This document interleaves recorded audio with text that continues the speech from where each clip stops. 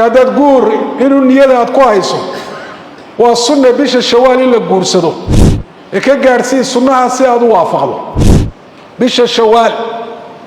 أحكام تايلادا وحكم ده جاهلية وحياة من سنين وعادات كود يرقم مضض حنحن كم دها شوالنا للجورسن وحنا من سنين نك بيش الشوال جورس ده هنا نقول كيس سيارو تابق لهين ويسقى يو حاس كاسم قبضة وجورس ده هنا يسفهم ويان يسقلان ويان أي دعيس قلوب توضع يكلا ضده الحمد لله رب العالمين والعاقبة للمتقين ولا عدوان إلا على الظالمين صلى الله على نبينا محمد وعلى آله وأصحابه أجمعين أما بعد أيها المسلمون عباد الله اتقوا الله ربكم كما أمركم بذلكم في كتابه الكريم حيث قال ربنا سبحانه يا أيها الذين آمنوا اتقوا الله حق تقاته ولا تموتن إلا وأنتم مسلمون أيها المسلمون عباد الله الرماها قفك مسلم كإيمانك سوك زياده إلهينا سبحانه وتعالى وكتش على عضو رجد وكقب إلهي الرحمة دي سيء فضلقي سناء كوبا لارتو وحكم ذين إلهي سبحانه وتعالى عباداتك وكو لغو غارن ولش الصحده وناكسن الدنيا آخرة إن أنا إلهي سبحانه وتعالى كدغين كو وقتiga قفك بني آدم كدمانتي بقاته ويا هدي سيده arrintu u dhici lahayd nolosha qofka bani aadamka adduunyo may hagaagteen qofku wuxuu u baahan yahay waqti uu seexdo waqti wax uu cuno وقتي معاشك يا وحي وكنا ولا الله يا حلاشها ولا صبح إلهي رحمتي سواء كم إذا إنه عبادات كحلية ووقتي مركل تشوجبا إلهي عبادة وفر ليالي أما عبادات سنة وسمين تودا شريه فضل اللجوه ليا دومين سوتش دي أرنتها سمر لبعض وحي كترجميسا قفك بني آدم كاي سيده ugu baahan yahay cibaadaadka iyo in loo xiisageliyo لهذا با إلهي سبحانه وتعالى isagoo Allah adoomaha abuuray ujeedada uu abuurayna ay tahay inay caabudaan taana xaq uu ugu leeyahay maadaama isagu jirsiyo uu leeyahay uu maamulo oo arsaaqo oo ni'amka ay haystaan oo dhanka siiye uu yahay إلهي سبحانه وتعالى سقوا حقه له هذا نوحه الشيء عباداتك وحي كهليان الدنيا آخرة سوء عباداتك وتش علي سيء إلهي سبحانه وتعالى وحويا ليقفك مسلم كإلهي عابدية واختي يحليا نوران كرنوا كالمو عباداتك حسوسينية وكعاونية وقصائقات آخرة سيلاوري وتزودوا فإن خير زاد التقوى يلا كلن كإلهي سبحانه وتعالى يهور استاقيس واتقوا يوما ترجعون فيه إلى الله ثم توفى كل نفس ما كسبت أيها المسلمون عباد الله بشير رمضان إلهي صوم كذا وفر ليالي صلاة دون سلاح اللي يذكر وفر لي وهي عبادات كي هور مشروعة وهاي إلا زيادية لنقول رجالية عباداتنا لقارة هاي أي إلهي سبحانه وتعالى إنه نعمي نعمة مركا كوباد إلهي نقام هاد نغمة سيلاهي نعم كالدين يكوى الدنيا بينه زيادية وانا بلن إلهي لئن شكرتم لازيدنكم ولئن كفرتم إن عذابي لشديد waxay loogu xigay maalinka koowaad bisha shawaal oo yawm ciid al-fitr oo isna cibaadaad gaar ah loo sharciyeeyay sida bixinta zakatul fitriga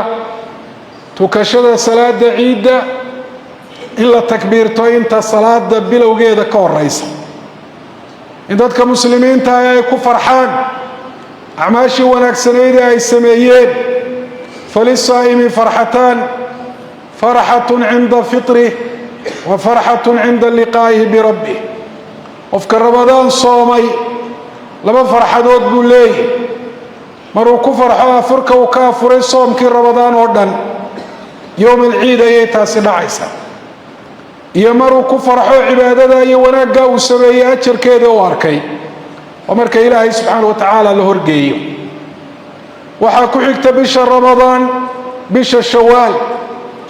وهذا إن كترنا وشهر عبادة وفرح وسرور للمؤمنين وبالعبادة ونبي الفرحة ذي الرين بيوتاي ضدك مسلمين تاع شوال وبالإله يكتي سوي وحيوضع حيسا بشي صوم كوا رمضان هي بشي حجك أما بلي حجك هي إذا لفتيدو هي كميتاي بلا حج لا إحراما كرا ولا ببلو ضبورا يتبنها بينه بالكميدة وصقال مال موضنا إلى السعودان بيشا كوبادي حج لا إحراما كرا إلا حيران كرا وقت حجكو بلا ميوا شوال قفك حجك حدي حرامتا مالك عيد الفطر سيدا سيا حجك سوق حرميا بيشا لبادنا وبيشا ذي القعدة طبنك هبين وطبنك هبين بيشا ذي الحجة والرية سقالك مال موضنا ومالك ذي الحجة والرية إلا مالك السقالات وعرفاء مالك الطبنات ويوم عيد الأضحى يهدي لك قالوا حج لما حران كرو habeenka tobnaad qofku fursad buu haystaa xajka inuu xaraamto hadduu habeenka ay xaraamto carafana uu soo maru ka soo gaarsiiyo sidaas ayaa xajkiisu ku ansaxaya bishani waxay ka mid tahay bilaa xajka ilaahay uu yiri al-hajj ashhurun ma'luumat ay waqtu ihram al-hajj ashhurun ma'luumat waqtiga xaj la ihraaman kara la xiran kara wasa ibn Abbas uu ku fasiray وبلا الله يقال ابن عباس وحده شوال ذي القعدة هي 10 ذي الحجة هي طبنك وهرية بشا بالحج بلا إلهي سبحانه وتعالى حج كان إلا حده الدومين سوتش ذا يشرعي ما المكة مذن أعماشي حج كوايدا عيسى وبلا عباده إلهي يكتيس قيمة كله شوال وحكله إلا قارتاي لحما الموضوع كم إذا إلا الصوماء إلى أجر ربنا إليهين ورسولك عليه الصلاة والسلام حديث مسلم وريي حديث أبي أيوب من صام رمضان ثم أتبعه 6 من شوال كان كصيام الدهر قفك صوم رمضان كذبنا الراعية لح شوال كمده حق أجر كوحو لمدي هاي وفي سنة كوردن صومي waxay ku salaysan tahay ugu yaraan halka wanaaga adoonku uu sameeyo ilaahay 10 xasanayro ka siiyo marka ramadaan waa 30 maalmood iyo 6 shawaalka waa 30 wal hasanatu bi 10 amthaliha halka xasanana 10 ba adoonka loogu dhufanaya marka 30 marka 10 lagu dhufto waa 360 waa maalmihii sanadka marka xagga tirada waa 60 xagga ajarkana waa 360 وهذا فضل الله والله يؤتي فضله من يشاء من عباده إلهي فضل جيسى يا رحمة ديسى أي تاسي كميتها وأنا أقل التضعيف لما الله بكي إلهي الضومها عماشي حسنات كاي السميان وقصة مايو انت وقير ويه إن هلك وناك بطم الله قلفته إن لو قبض يانا ويدع ذا وتضرب قل وتشير الله بالله بل إلى أضعاف كثيرة لما الله بيبضن إلهين وعمل كيسا وقياله وإلهي سبحانه وتعالى حد كيدا وقرريه لحدا عشو بيش الشوال كم إذا الصوم كودوا والصمنا فر الماء صوم إلهي بلوهانا الدوما وقفر ليالي كربضان باكرة وحصور راعة والصوم كيسا ويسكفر ليالي وكن ندرو أما كفارة أما فدياء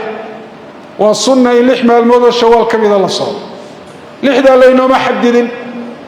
لحدا ورية أما دحدا أما أضم بيا منا لينا مورا 6 من شوال بوري النبي عليه الصلاة والسلام ساسو إطلاقا ولح بش شوال كم يدور وحيسكم إذا قفكم إنه حريريو حق صحيتانك ولح يسكم حقا وصومه إنه تفريقيو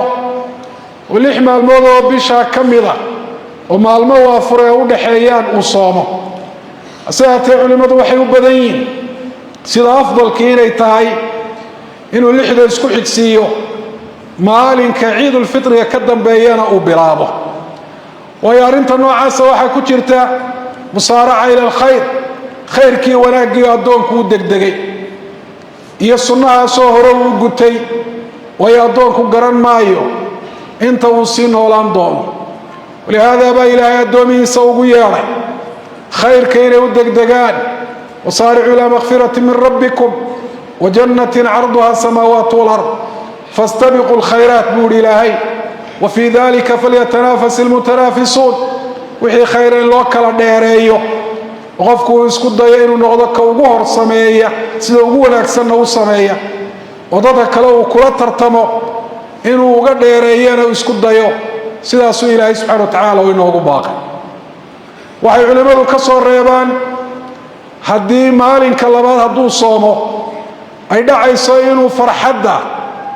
iyo xafladaha iyo casuumadaha qaraabadiisa iyo saaxiibadiisu ay sameynayaan u kaaro oo arintaasina qulubtooda ay xumayso marka waxa afdal bay yiraahdaan inaanu maalinka labaadba bilaabin ee maalmahaasi dadku wali farxadii ciid ay ku sii jiraan inuu dib uga yara dhigo ayuha almuslimuuna cibaadallah maalmaha soomkooda ma loo wada niyoon karaa soom qallaa oo qofka lagu leeyahay iyo soomkii sunnaha sida saxda ah ee bilaa khilaafka ah waa inuu kala qaado oo qallahana sidiisa uu soomo oo sidiisa uu niyoodo lixda shawaalna sidooda uu niyoodo sidaasaa bilaa khilaaf oo inuu soomkiisu ku ansaxaya ajarkiina uu ku helayaa ay tahay mid aan la isku khilaafsanayn haddii qofka qalle lagu leeyahay waxa fiican inuu horta qallaha iska gudo waayo qalluhu waa faral lixdan in la soomaana waa sunni faralkaana ka horeeya sunnaha ilaahay xaqiisa ayaana u mudan in la gudo suri nabigu calayhi salaatu wasalaam fadaynu llahi axaqu an yuqdaa ilaahay dayntiisa u mudan in la gudo qallaha soome qofka lagu leeyahayna waa dayn ilaahay subxaana wa tacaala uu ku leeyahay haddii ay dhacdo inuu soomo lixdii shawaalka iyadoo soom farala lagu leeyahay soomkiisaasi wuu ansaxayaa sida ahlucilmigu ay u badan yihiin waxaana u daliila caaisha radi allahu canha waxay sheegtay in qalle ramadaana lagu yeelan jiray wakhtigii nebiga calayhi salaatu wasalaam oo aanay qallayn jirin ilaa shacbaanta dambe laga gaadho waxay culimmadu yidhahaan suurtagal maaha caaisho lagu yaqaano cibaado badnaan salaad iyo soom iyo dikri iyo qur'aan akhrisba in la yidhaha sanadkaasoo dhan soom sunnaa mabay soominba oo faralkana waxa ay markaa qallayn jirtay shacbaanun soom sunnaana kamay horraysin jirin waana arrintaas waxay daliil u tahay qofka iyadoo soom farala lagu leeyahay soom sunnaa inuu soomi karo sida kalabaha ka fiicnaatay waxaana taa u daliila mar labaad in soomka markaa qallaha ee faralka ah wakhtigiisu uu ballaadhan yahay oo ramadaanta dambe inta ka horraysa qofka in laga rabo oo ramadaan markay baxdaba inuu soomkii qallaa soomaa waajib kuma aha waa waajib wakhtigiisu uu ballaadhan yahay oo addoonku dib uu dhigan karo waa haddii cudurdaar awgii qofku waa furay sida safar iyo xanuun iyo xaaladihii dumarka laakiin hadduu cudurdaar la'aan maalin ramadaana waa furay maalinka ciidda isaga lama soomi karo nooc kasta oo soomka ka midii ma bannaana laakiin waxa waajib ku ah maalinka labaad baynu qallaha bilaabo oo alqadaa'u yakuunu fawran calaa man aftara bigayri cudrin qalluhu wuxuu noqonayaa mid degdega wakhtiga ugu horreeya laga rabo qofka cudurdaar la'aan iska afura oo isaga ruqsadii ahayd inuu dib u dhigan karo waajibkaa fulintiisa iyo inuu waajib ilaahay u diray u dayacay labadaa isku heli maayo والرخص لا تناط بالمعاصي سقاعدة فقهية أي تراهضو معصية الرخصة لكم هلو معصية الدونك وحبي كواد كيسا وحبو مفضو ديسو أقول قولي هذا واستغفر الله لي ولكم. الحمد لله رب العالمين والعاقبة للمتقين ولا عدوان إلا على الظالمين. صلى الله على نبينا محمد وعلى آله وأصحابه أجمعين. أما بعد أيها المسلمون عباد الله هذه قفك مسلم صوم كاللحظة الشوالي وسورتوبي وايان عذر دار أوجي سيدا إنو حنوصدو كله أما إنو صفرو أما الدمر كاين حالديها أي كغب يجمان وحا لو تشيديو لو أقوليهاي لحدي الشوال كاينو قلية بشد القعدة كدن بيصا وذي القعدة وكصوم اللح ونيودي لحدي الشوالك دي عذر دار الآن وحنا رنتها سود دليلة النبي عليه الصلاة والسلام وشاقي قفك بشبيل وقيدان صومين وصوم كي صناها بيش كدن بيسين وقلايه وعن علماء بدن كودو كفسرين قفك عذر دار اوغي صناها سو كدافاي هدي عذر دار لان وكدافاي صوم كي شوالك وبيش دي القعده لخ وكصومو فضلغي غود صوم كلغا هلي جيري بو هليا لكن فضلغا غارك وإن لحدا يا رمضان ولا يسوقي أجر صوم سند وكهله مايو قدام عذر دار الآن لحدي شوال كوسومي واي إلا بشي شوال ساسا يكون ماطي. أيها المسلمون عباد الله بش الشوال أحكام تايلادا وحكم ذا جاهلية وحيا من سنايين وعادات كودي رقمضة حنحن كمدها شوالنا للجورسن وأنا من سنايين نينك بيش الشوال جورس هذا إن أنجور كيساسي أنا تابق لهين ويسقى يو حاس كاس ما قبل ده وجورس هذا إن يسفهم ويان يسقلان ويان أي دعيس قلوب توضع يكلا ضده نبي عليه الصلاة والسلام الرماء إلهي وصدر وحكم ذا وهي عادات يدق مونا أكسن ومضي هراء اللهايين إنه السود ودايو وعادات كي رقمضة وحاصلوا إنه مباحيين والأصل في عاداتنا الإباح وحي عادات يرقمحنا إلى هايين إن حديد اللو سيبو اعتقاد كي آمنست النوع عاصر وإلا باصة يستبش الشوال ولا آمنها دي لقورسة قور كاسين وحمانيو رقمضة حنحن باي كميدة هيدا الجاهلية وإلا هاي الإسلام كورتي تدكي تشوي رسولك عليه الصلاة والسلام حديد يوسير هذا القرآن الرسول قارن كاكم الدوين الرسول عليه الصلاة والسلام فعل أيوك الدوين سمسلم بخاري مسلم أوليين عائشة رضي الله عنها وحي تري نبي عليه الصلاة والسلام بيش الشوال بوي مهر صدق شوال نو إلى أقل قلي فأي من نسائه كان أحظى عنده مني جاهلية وحي شيئين وخرافات وحكمة جيران نبي عليه الصلاة والسلام دمر كيسي تيبا أنيقا نبي أكتيسا يقال نصيب بطنيد نبي عليه الصلاة والسلام دمر كيسي عايشا يوجعلا لولاشي هو ناكسريدنا ولقات marka waxa leedahay hadii guur shawaal dhacay dhibaato uu soo jeedayo aniga rasuulku kaleey salaatu wasalaam shawaal way mehersaday shawaal law ilaa qalgalay marka waa rin waaqici oo la taaban karo oo aqeedada noocaas iyo caadadaas waxba kama jiraan inay tahay daliil ah qofka muslimka ah waxyaaba khuraafaadka ah iyo aqaaidka waxyaaba la aamina asalka aan lahayn inaan asal lahayn waxa lagu garanayaa inaan quraanka iyo xadiidka lagu sheegin waaqic dhaba oo la tajribeeyay oo dadka aqliga liya isku waafaqsan yihiin aanu jirin mar haddaan labada midna lahayn tajribo runa iyo waxyi iyo nas iyo daliil waxa la aaminay caadada laga dhigtay wax khuraafaad ayuu noqonayaa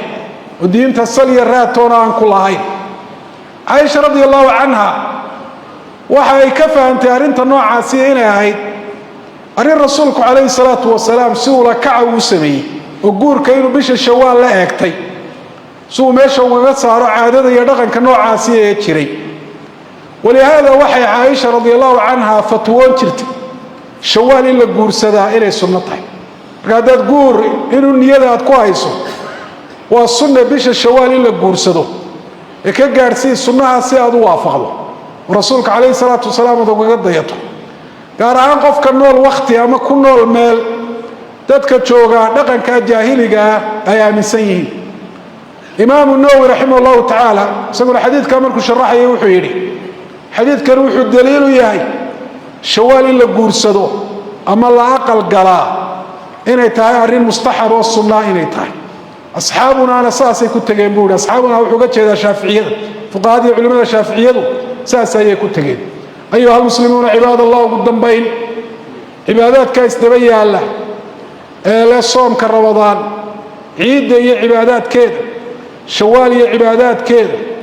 bilaha xajka iyo cibaadaadkaasi ku jira waxay nagu baraarujinayaan qofka muslimka ah maxadaadka iyo kaalmaha ilaahay u yeelay inuu cibaadaad kaga faa'iidaysto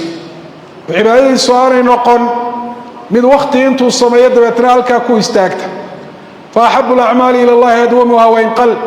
camal ilaahay wuxuu jecel yahay kan la joogteeyo ee la jarin haba yaraadabe nebiguna wuxuu inaga waaniyey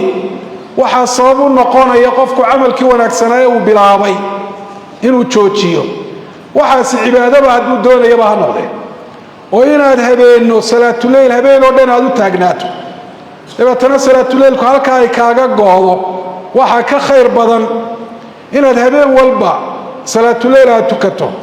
walow aad tukatidba 5 daqiiqo ama hal ragcad baa ha noqoto salaada aad tukanaysa wa kaana camalu nabiyi calayhi salaatu wasalaam diina sida caaisha ay sheegtay rasuulka calayhi salaatu wasalaam acmaashiisa cibaadaadka ilaahay loogu dhawaada sahay aakhira addoonka u noqonaya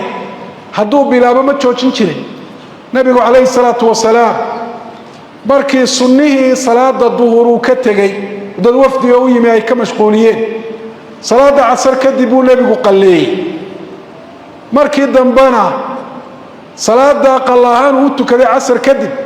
rasuulku calayhi salaatu wasalaam joogta ayuu ka dhigay caaisha ayaa sidaasi tidhi camalka nebigu wuxuu ahaa mid joogtaa oo camal cibaadaha hadduu bilaabo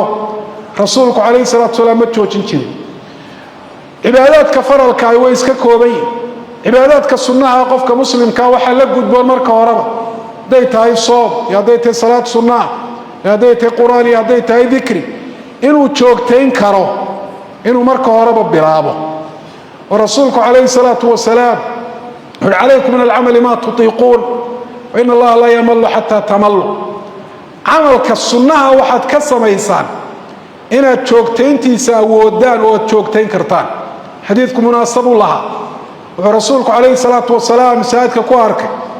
xadhig 2 tiir dhexdood lagu xidhay muxuu ahaa buu yidhi waxaa la yidhi heblaayaa xadhiggaa xidhatay